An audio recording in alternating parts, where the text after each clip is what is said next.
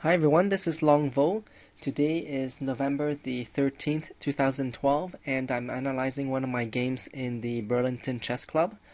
I'm currently rated 1587 playing white, and my opponent Ed Hayem rated 1295 playing black. So I start off with e4, and he goes e5.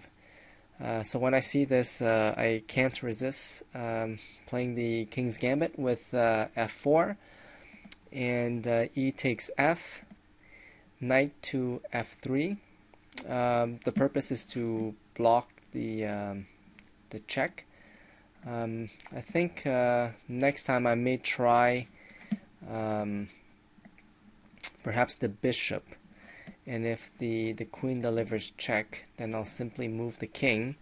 And I know it looks funny, but the point is that that queen will have to move again because eventually the knight will go here to f3, gaining a tempo on the queen. So this way, even though I cannot castle anymore, I'm developing a little bit more quickly. Well, except for the rook here, I'll probably find another way to get the rook out. But anyways, I played knight to f3, and my opponent plays bishop to d6. I think this is a blunder because I know he's trying to protect the f-pawn here, but what he's doing is preventing the development of the light-squared bishop. So I think that's a big mistake. And this bishop here is easily pushed away. I think right here I could have gone e5 right away, and then I will yeah, but anyways, I needed to open the diagonal for the dark square bishop, so I began with d4 with the idea of pushing e5 and then taking back the f pawn. So my opponent plays knight to e7. So I think this is also yeah, I'm not sure if this is the best move, but of course he couldn't go to f6 here from fear of the double attack there. So I guess that makes sense if he wants to castle quickly, but if it was me, I would probably maybe develop the other knight first, or I don't know, look for a way to open the diagonal for the light squared bishop, knowing that it can't develop through the this diagonal here. So anyways, he went there, and I went e5, continuing the idea of kicking away the bishop so I could take the f-pawn. So he goes bishop to b4 check, only move really, and c3, gaining another tempo on the bishop. Now this here, there were other moves. I could have gone the knight, and then if he takes, then it's not too bad. I have an open file for the rook here. The bishop here can attack over here. Not too bad, right? But of course, I want the bishop to take the f pawn. So I didn't think that could have been the best thing to do. So I decided to go with c3 to gain a tempo on the bishop, and he goes bishop to a5. But now I don't have a nice square for the knight to develop. So now bishop takes f4, and I think here, even though I gambited off the f pawn in the beginning, now I've equalized, and plus I'm up in development. So this f file here is very powerful, and I have much more space, and yeah, his his pieces here are not very well developed, and he's gonna need to move the knight to open up the diagonal for the queen and things like that. And this e pawn here is probably bothering him. So he goes knight to g6, attacking my bishop, and so I go bishop to g5, attacking his queen. And I was hoping he would move a pawn here or something like that, so then I would simply take and weaken his king side. And instead he retreated the knight to e7. So now he's simply wasting some time here, just moving that knight back and forth. So developing the knight there was probably not the best thing to do. So I take advantage of that with bishop to c4. So at this point I have 1, 2, 3 pieces developed versus 2. I have a huge center, and I have this open f file here, and I'm eyeing the f7 square.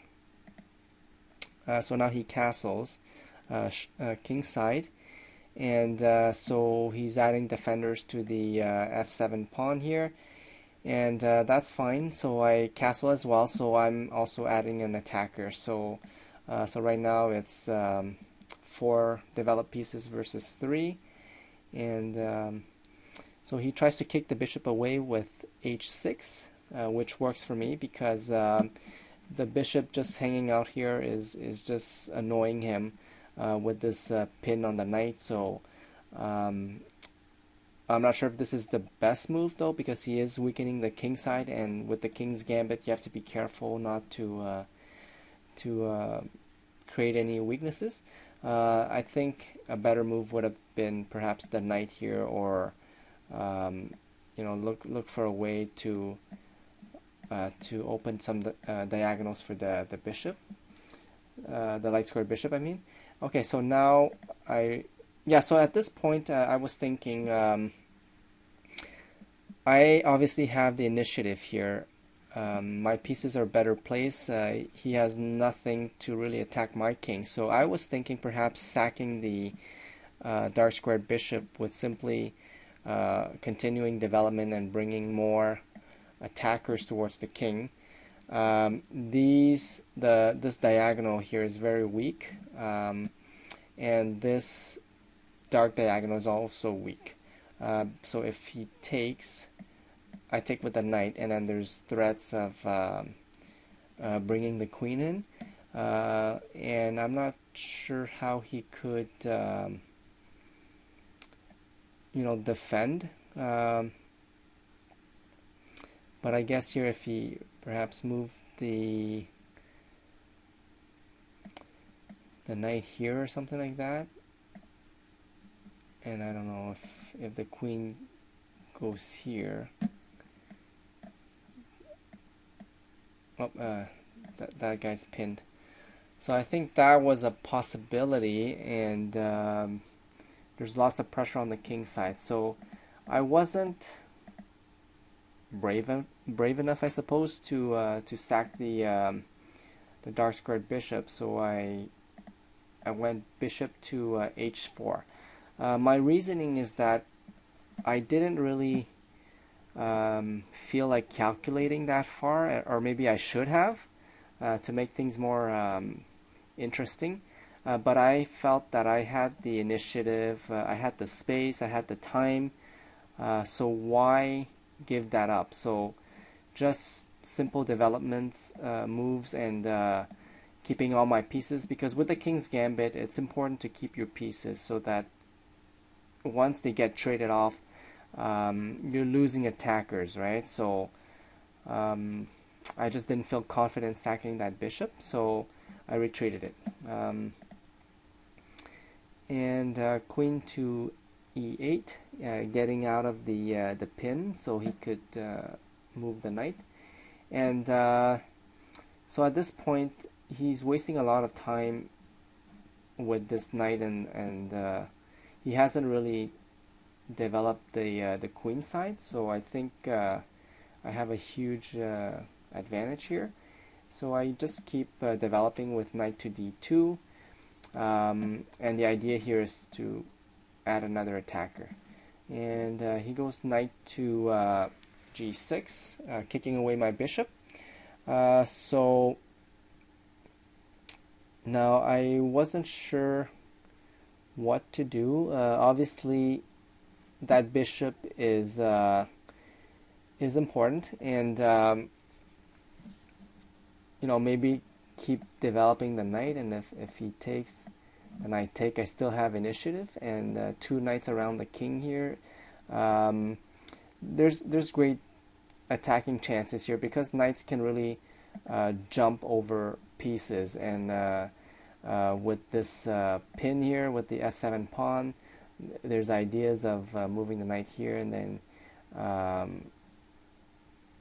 like moving the knight here, attacking that rook and things like that, and then perhaps bringing the queen in somewhere here, and so there's lots of ways to attack if I give up the dark square bishop.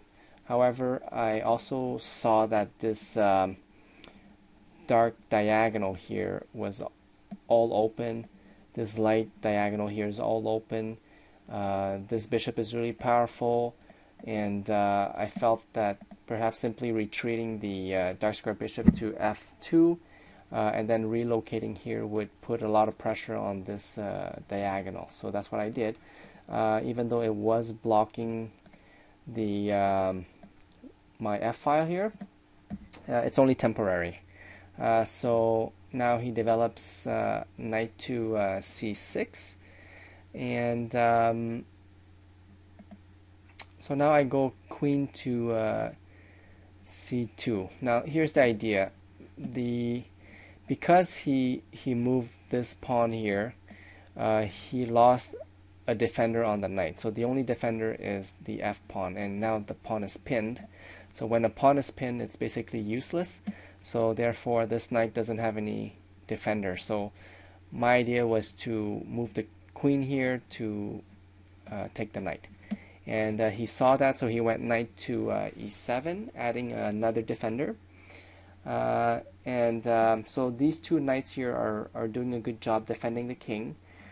So I had to find a way to put more pressure.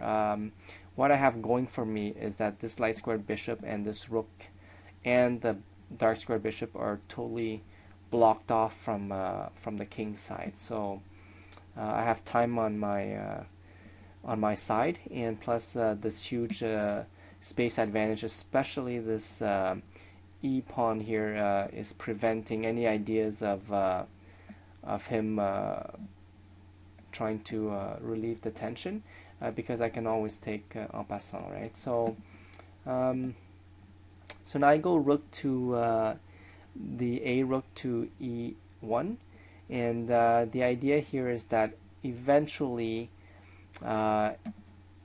he will probably have to create some counter play here and try to dislodge this pawn here, and when that happens, I will have an open e-file and attacking the queen here. So that's my idea. The other idea is I was thinking of perhaps doing a rook lift and just adding more attackers and lots of pressure. So that was my second idea. So he goes king to h8. Obviously he doesn't like this pressure with the pin and pressure on the knight, and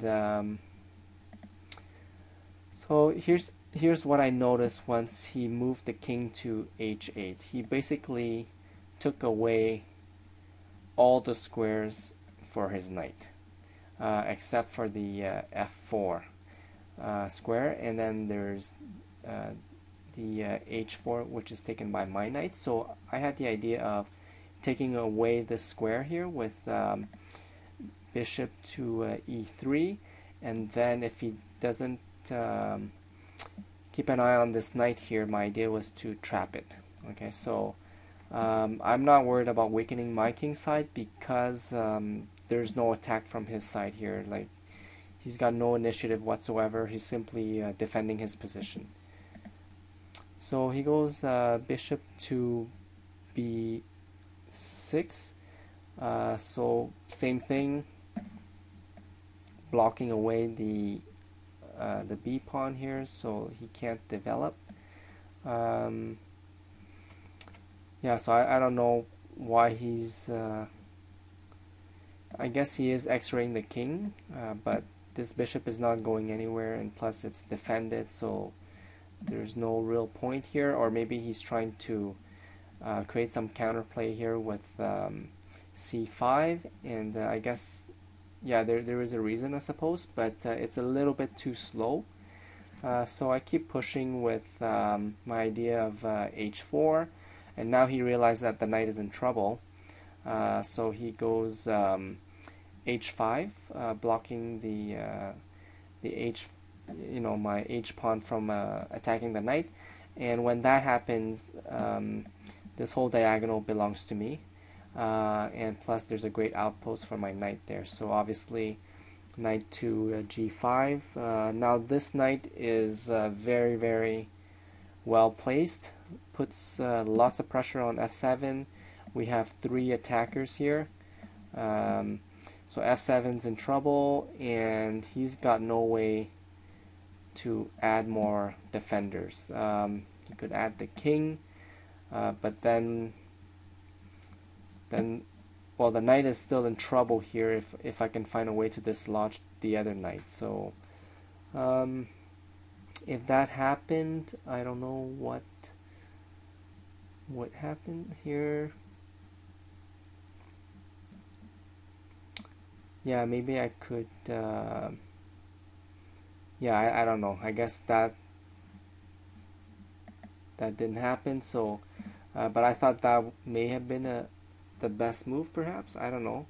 But I'm still thinking of maybe breaking here or something like that, just to open up some trying to get that light squared bishop in the game, right? Like just maybe the bishop, the pawn going here, even if he was to sacrifice a pawn, let's say, like that would be totally worth it if he could simply put his bishop right here, and then just cutting away the queen here, for this light diagonal, and even if he had to sacrifice both of these pieces for a rook, I think at this point it's worth it, because this way he has a chance to bring the rook into the game.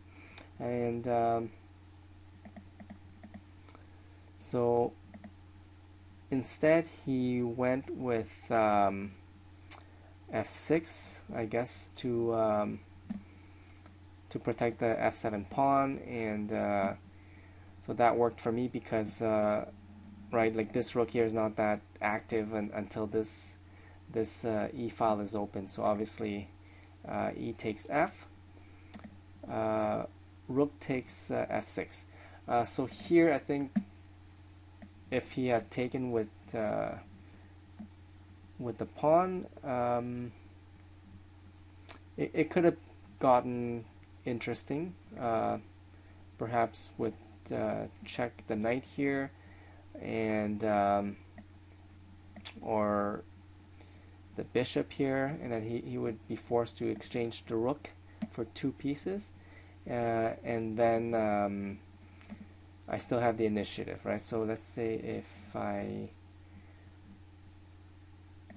if he took with the pawn, I could have gone either way, like check. Here he would take, I would take. This would work out better for him though, just relieving some tension. I'd probably add more attackers here, like this, using this pin on the queen, and he's still in trouble no matter what. So I have the 2 rooks on this open file, a semi-open file, and he's in big trouble still, right? So I guess he didn't feel comfortable with that, so he took with the rook, and rook takes f6. This way at least he's liquidating some of my attackers, but he's also removing some of his defenders. So I think no matter what, he's in big trouble. So and then G takes F6, and so here, of course, I want to take advantage of the pressure that I have around the king. So instead of worrying about the knight and just being passive with perhaps retreating here, it gives him a bit of breathing room, and then he could perhaps start pushing here because my e pawn is gone, and then my attack is not as powerful. So I didn't like that idea, so I went bishop to f7. The idea here is that I have two attackers on the g6 knight here, and he only has one defender. So this knight is defending the queen, the light squared bishop, so the queen cannot take, and the queen going here is not good because once I take,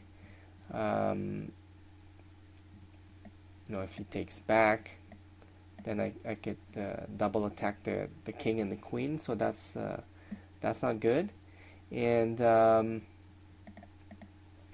so his only move really was queen to f8, and I went bishop takes g6, and he goes f takes g5, and so same thing. I could have taken the pawn here, escaping the bishop, but then I didn't like the idea of him advancing that pawn and putting pressure on the king side here, even though that would have worked out because now the king is totally unprotected.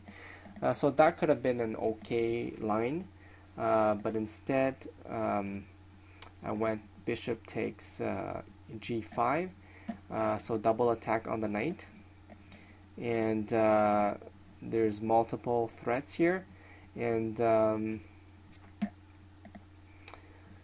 so I guess the only move he thought that made sense was knight takes g6, and then now queen takes g6. So the threats are still there. I have a threat. Well, the biggest threat is bishop to f6 check, and then he would lose the queen. There's another threat here, rook to e8, winning the queen as well.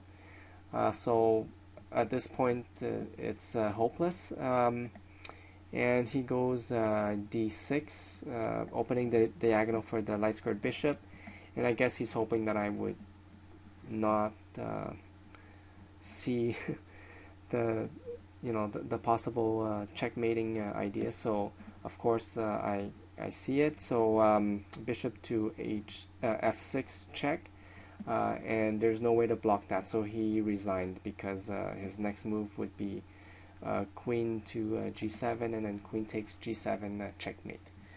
So this is probably not the most challenging game, but for you King's Gambit lovers, it just shows that if you're not careful playing against the King's Gambit, you could be in big trouble.